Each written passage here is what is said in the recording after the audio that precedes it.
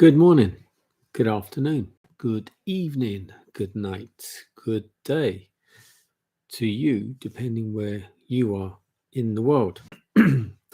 It's our nighttime devotion. We're reading from the devotional To Be Like Jesus. Today, the title is Set Example of Sacredness and Teach It.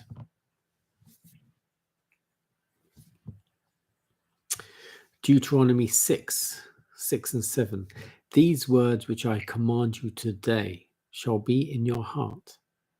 You shall teach them diligently to your children, and shall talk of them when you sit in your house, when you walk by the way, when you lie down, and when you rise up.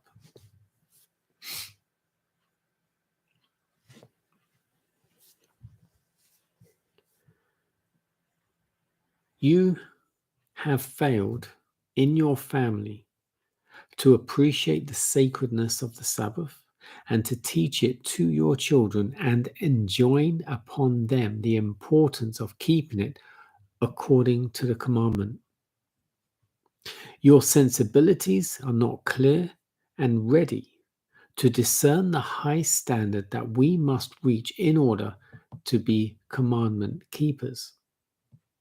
But God will assist you in your efforts when you take hold of the work earnestly. You should possess perfect control over yourself. Then you can have better success in controlling your children when they are unruly. There is a great work before you to repair past neglects. You are not required to perform it in your own strength.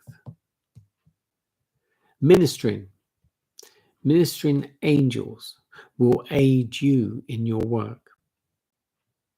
Do not give up the work nor lay aside the burden, but take hold of it with a will and repair your long neglect.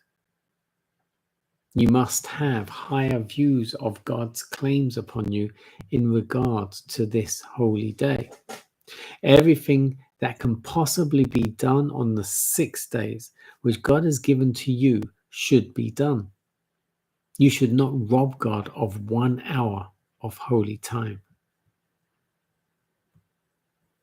Great blessings are promised to those who place a high estimate upon the Sabbath and realize the obligations resting upon them in regard to its observance. If thou turn away thy foot from the Sabbath, from trampling upon it, setting it at naught, from doing thy pleasure on my holy day, and call the Sabbath a delight, the holy of the Lord, honorable, I will cause thee to ride upon the high places of the earth and feed thee with the heritage of Jacob thy father. For the mouth of the Lord hath spoken it. When the Sabbath commences, we should place a guard upon ourselves, upon our acts and our words, lest we rob God by appropriating to our own use that time which is strictly the Lord's. Nothing which will in the sight of heaven be regarded as a violation of the holy Sabbath should be left unsaid or undone, to be said or done upon the Sabbath. God requires not only that we refrain from physical labor upon the Sabbath, but that the mind be disciplined to dwell upon sacred things.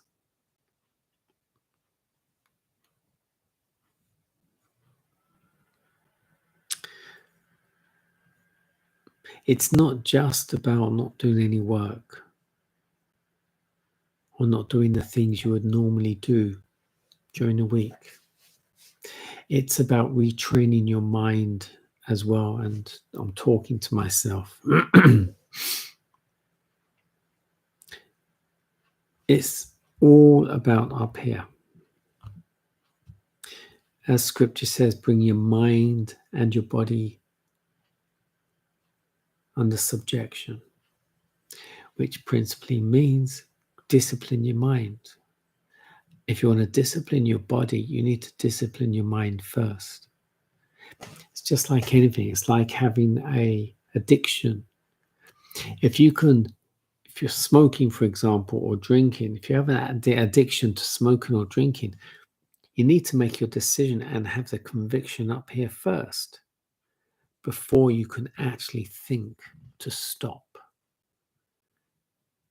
If you don't have that here, your body won't react. And that's the same with discipline for the Sabbath. You have to have it up here. As I said, I'm speaking to myself also. It is a holy day, the holy day.